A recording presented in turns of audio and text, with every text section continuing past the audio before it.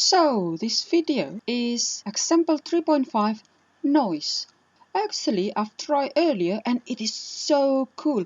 MATLAB has the ability to play music file. I've never knew about this until like a few seconds ago, as well as no one has never told me before about this. And then what you need is just type all the codes from this exercise. After you finish typing the code, the way to play it is by hit the run and then put your cursor in a command window and then hit the enter. That's the way how the music plays.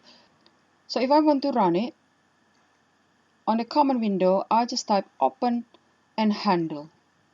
The way to run this code is you only need to hit the run and then put your cursor in a command window and then hit enter.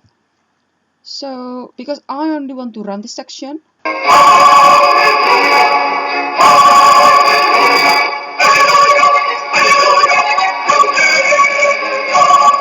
that's the sound created by MATLAB. Apparently, you can add the background noise, but the background noise, because the frequency is 0.22, it's going to be extra noise. So if I play this, there will be two noises.